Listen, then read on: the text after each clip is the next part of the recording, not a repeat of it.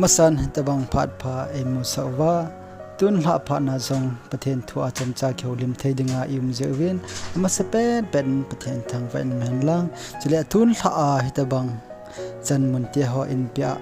lam kai ho changa jong ke pa na khain phongin chile hen ngai ding ka khang lai chan khom pi ho zo se chunga jong ki pa na khain phong kin an hi tun la pathen thua chamcha ni kheulim na dewin Khangthah ho Deidan ti anase khom hite Deidan hi naw ata langin hi ipizia Deidan hi naw ata langi ka ti ham itia hle mi pha chun thilpha bolzin thilpha jong adejin thilpha ma chu achangki jin hi mi phalo wang chun thilpha chu adei ma jegin hinla thilpha kiti him chu anabol nom ki ji pon hi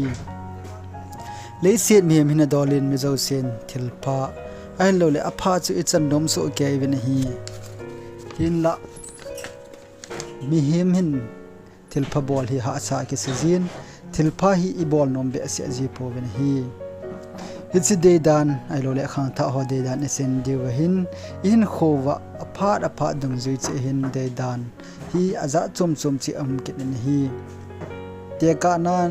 chapang ho Deidan to Khangthah ho Deidan ki bangpon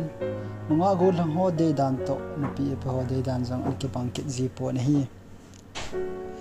nunga gol hang hon nupi Deibem nunga hon jong izding in pasal hoi zulasa loblo hin kho ki tup ta ahing idei kin win tisen pasalon jong nunga pha nunga ki tup tisen izding in idei kin win hi ahin hi che ho sanga chung nung so pathen Deidan hi mehem ten aki hanan hinla aki bol nom si pon hi I bol nom ji wang win izolo naw tam pi na ji ni hi mehem Deidan na chu thilpha hinai aje chule set mehem hin la win ichiang khompi hi kom Deidan wa im chu thilpha hi ahin la hi se ho sanga thupi zo chu pathen Deidan na hin kho iman do pa zo chu achung nungin athupi zo na hi hichi Khangthah ho Deidan isen dewen Bible konin Daniel hin kho su chamcha ne khom kin hinte Daniel hi Nebuchadnezarin Babylon gama liang vai an pu laiza ama hi Jew scholar an hi Daniel hin kho thu sim het mau bangin ama le loi hon hichi legin na ko na liang pa ni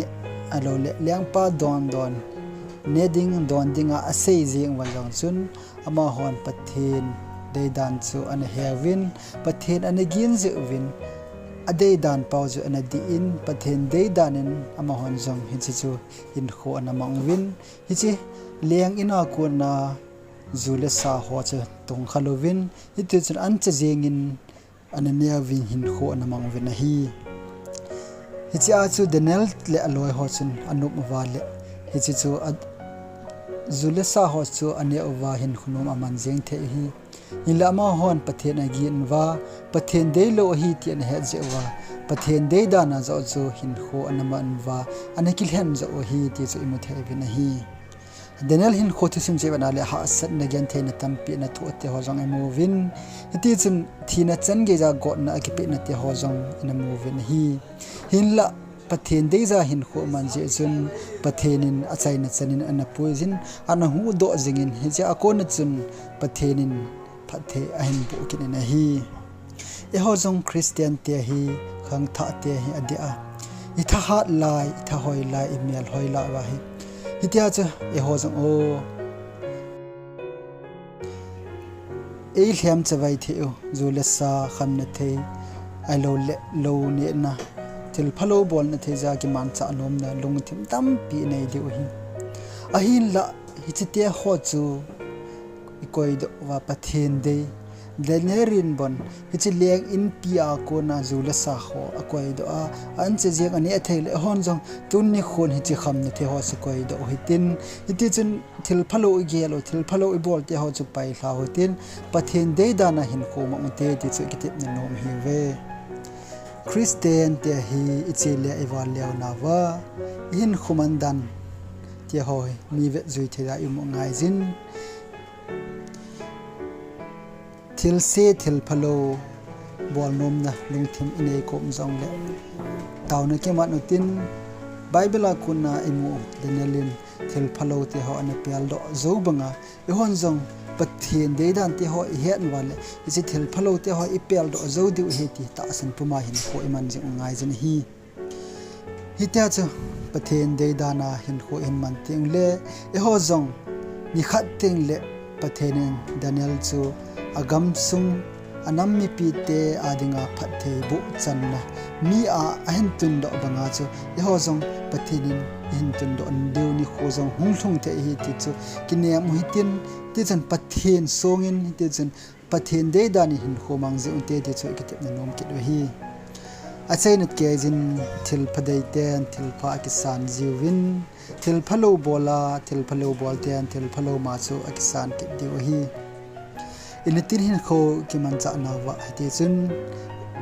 Christian Khangthah te ho Deidan ho aza chom hong hi hin hi sun hi Deidan te ho hi pathian Deidan to ki to them dingin pathian henga tawn ki man ha jeng tin pathian thulla ho sim jeng tin ti chun pathian to ki nai cha hin kho mang khom jeng te ti chu ki tep nam na hin ni ho jong pathian phathe bo hen lang ni khat teng le inam sung wa dinga mi te ho adinga pathen phathei bo channa mi khat hong hi thei chi dingin pathenin mal som na e chan taw hen